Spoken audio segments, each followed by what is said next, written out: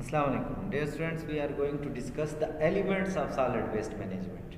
कि solid waste management में कौन कौन से प्रोसेसेस, कौन कौन से एलिमेंट्स, कौन कौन सी चीज़ें इन्वॉल्व होती हैं।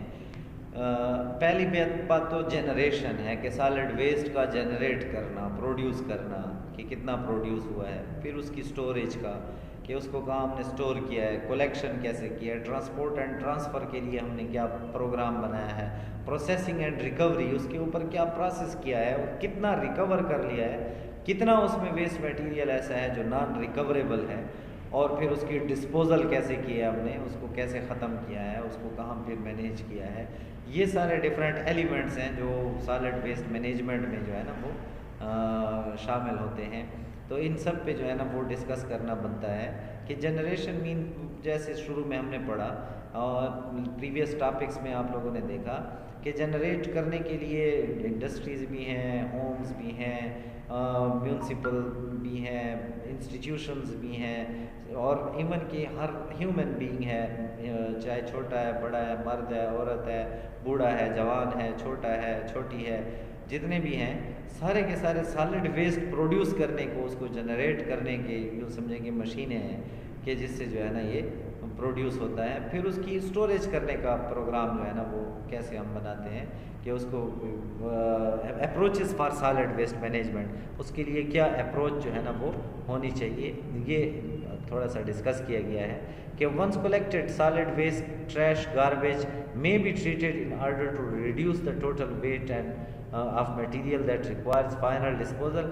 यानी पहले उसको हम इस गार्बेज को एक जगह पे गंदा करके उसको रिड्यूस करते हैं, उसकी क्वांटिटी को डिस्पोजल करने के लिए, यानी जो रिकवरेबल है उसको अलहदा कर लेते हैं, और रिकवरेबल को जो है ना हम दोबारा रिकवर करते हैं, उनको फिर रीसाइकल करते हैं, रीयूज़ करते हैं। Treatment changes the form of the waste material, makes it easier to handle. Treatment जो है ना वो अल्टीमेटली चीज़ों को जो है ना बदल देता है और उनका हैंडल करना आसान हो जाता है। It can also serve to recover certain material as well as heat, energy, recycling और यूज़, रीयूज़।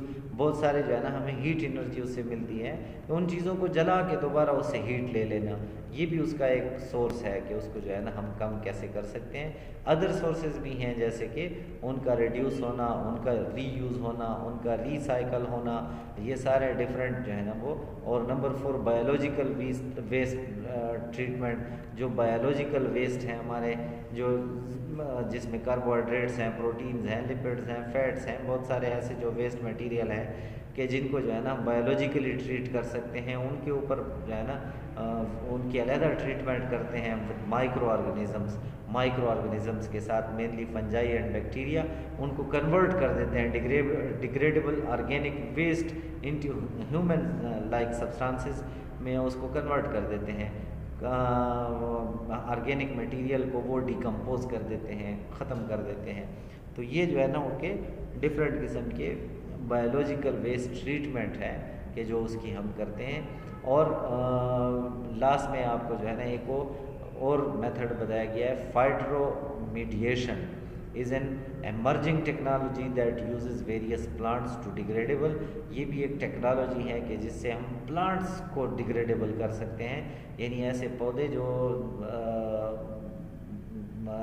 दोबारा मतलब वो बड़ा होने के काबिल नहीं होते हैं, वो ग्रोथ के काबिल नहीं होते हैं, फिर उनको हमें डिग्रेड करना होता है उनको जो है ना, ताकि वो साइल और वाटर को कंटामिनेट ना कर सकें, उसको ख़राब ना कर सकें, उससे साइल की और वो साइल के अंदर मिल जाना और जो है ना वाटर के अंदर उन सारे वेस्ट मटेरियल का आ जाना, तो उसको ख़त्म करने के लिए ये एक प्रोसेस हम इस्तेमाल करते हैं।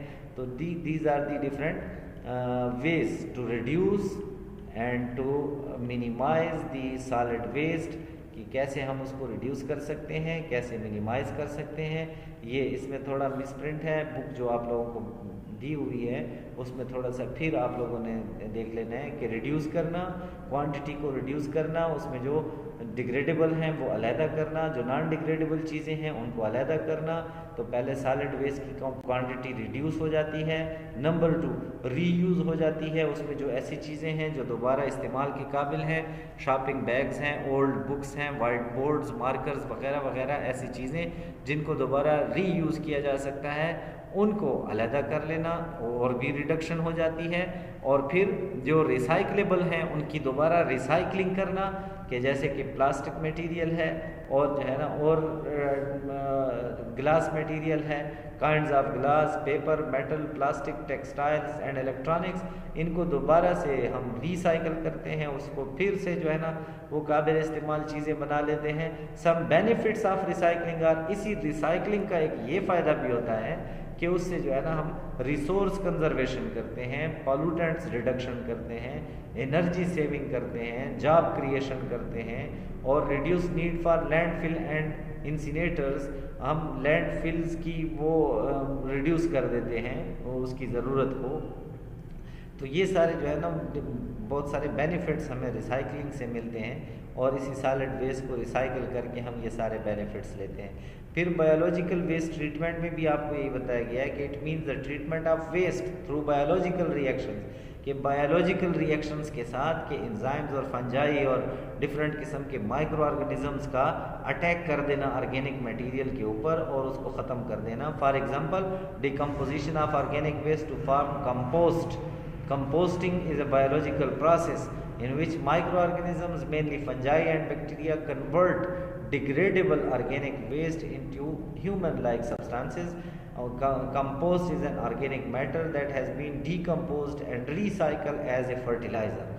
उसको हम दोबारा फर्टिलाइज़र के तौर पे इस्तेमाल कर सकते हैं, दोबारा रीयूज़ कर लेते हैं। तो these are the different elements used in the solid waste management. Thank you very much.